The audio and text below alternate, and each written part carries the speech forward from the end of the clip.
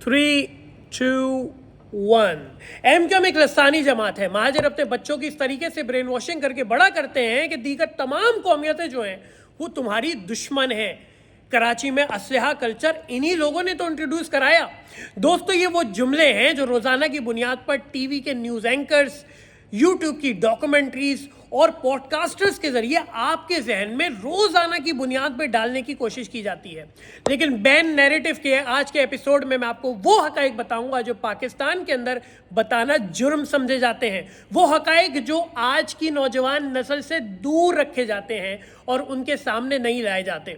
दोस्तों, ban narrative के episode 1 में मैंने आपको बताया कि किस तरीके से जनरल अयूब खान को जुल्फ़िकार अली भुट्टो अपना डैडी कहते थे, और मैंने ये आपसे वादा किया था कि एपिसोड 2 के अंदर मैं आपको बताऊंगा कि किस तरीके से इस बाप और बेटे ने मिलकर कराची की तारीख के पहले लसानी फसादात कराए जिसका निशाना मुहाजिर बने।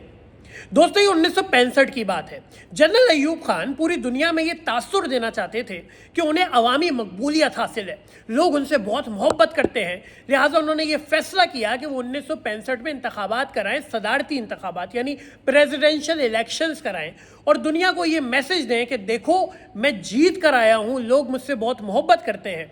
अंदर अंदर अयूब खान ये जानते थे कि पूरा Pakistan as a field marshal उनके कंट्रोल में है, कोई उनके खिलाफ खड़े होने की जुर्रत नहीं करेगा और उन्हें बाआसानी सादा अक्सरियत मिल जाएगी और दुनिया को ये उनका मैसेज भी चला जाएगा कि देखो मैं कितना मकबूल हूँ। लेकिन अयूब खान इस बात को नहीं जानते थे, और उस दिन अयूब खान की रातों की नींद उड़ गई जब अचानक से कायदे आज़म मोहम्मद अली जिन्ना की बहन फातिमा जिन्ना अयूब खान के मुकाबले में सदारती उम्मीदवार बन गईं।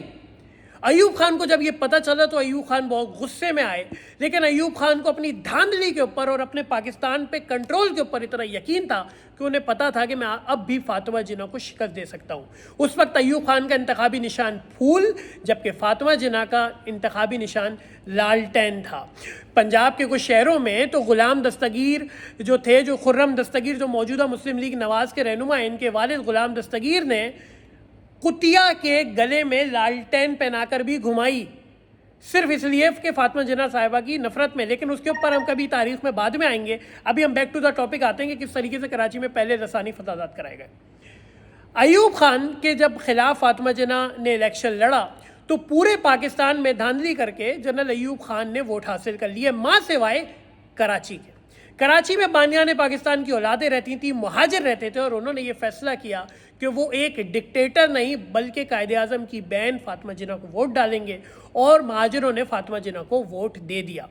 जब ये वोट हुआ तो फिर कराची से अयूब खान भारी अक्सरियत में हार गए और उनकी बड़ी शर्मिंदगी हुई। दुनिया भर के बड़े बड़े अखबारात जैसे टेलीग्राफ और उस वक्त के जो अखबारात थे उन्होंने ये हेडलाइंस डाली कि जनरल अयूब खान जो है वो कराची से बुरी तरीके से हार गए।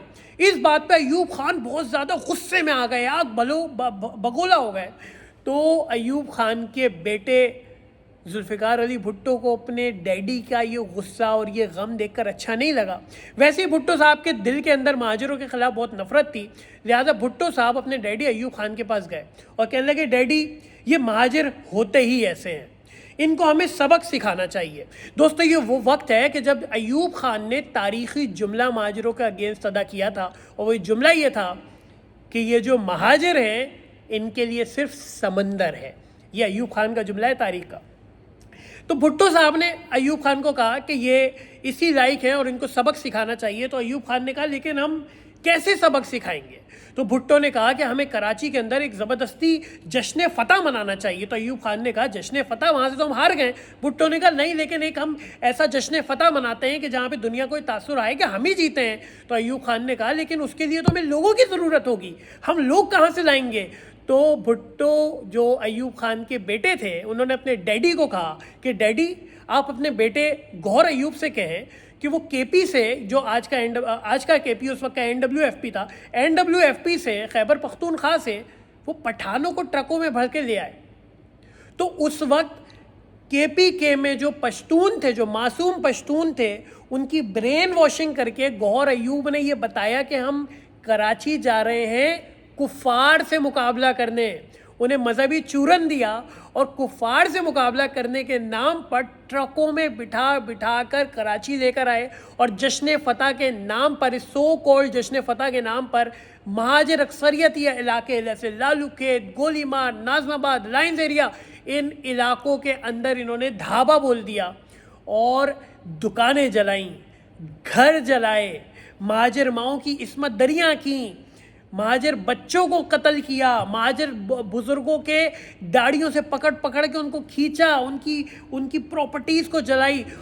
سینکڑوں کی تعداد میں مہاجروں کا قتل عام کیا گیا، ہزاروں کی تعداد میں مہاجر اپنے گھر سے در بدر ہو گئے، ہزاروں کی تعداد میں ان کی املاک جلا دی گئیں اور مہاجروں کے پاس اپنا دفاع کرنے کے لیے کچھ نہیں تھا. یہ جو کہتے ہیں نا کہ مہاجروں نے حوصلہ کلچر، مہاجروں نے اس وقت کوئی دفاع نہیں کیا تھا اپنا، اور اس وقت، اور یہ جو کہتے ہیں نا کہ ایم کیو ایم نے کراچی کی تاریخ کے اندر یہ لسانیت، اس وقت ایم کیو ایم بنی نہیں تھی، یہ 1965 کی بات ہو رہی ہے. ایم کیو ایم 1984 میں بنی تھی. دوستوں، مہاجر آبادیوں نے کس طریقے سے سیلف ڈیفینس کیا؟ مہاجر آبادیوں میں جو مہاجر بچے ہوتے تھے وہ پتھر اٹھا کر جب یہ قافلے حملہ کرنے آتے تھے تو بجلی کے کھمبوں پر ٹک ٹک ٹک ٹک ٹک ٹک کر کے مارتے تھے اور پورے محلے کو بتاتے تھے کہ ہمارے اوپر حملہ ہونے والا ہے. تو محلے کی جو مائیں بہنیں تھیں، ان کی جن کے ساتھ زیادتیاں ہو چکی تھیں اور جو بچ گئی تھیں، وہ اپنی عزتیں بچانے کے لیے بوتلوں کے اندر گرم پانی اور اس کے اندر لال مرچیں ملا کر ایک وہ بناتی تھی، مشروب بناتی تھی اور وہ پھینکتی تھیں ان کے اوپر تاکہ وہ، اور پھر بھاگ جاتے تھے تاکہ وہ اس حملے سے بچ سکیں. تو مہاجر اتنی نہتی قوم تھی اور پہلی بار کراچی میں لسانی فسادات جو ہوئے تھے وہ مہاجروں کے خلاف ہوئے تھے، جو پشتونوں کو بہکا کر اس ڈیڈی اور ڈیڈی کے فرما بردار بچے نے کرائے تھے. یہ آپ کو کوئی اینکر نہیں بتائے گا، پوڈ کاسٹر نہیں بتائے گا، یوٹیوبر نہیں بنائے گا، لیکن میری جینزی سے گزارش ہے کہ جو میں یہ حقائق بتا رہا ہوں نا، ان حقائق کو لکھیں، آگے بڑھائیں. بہت شکریہ.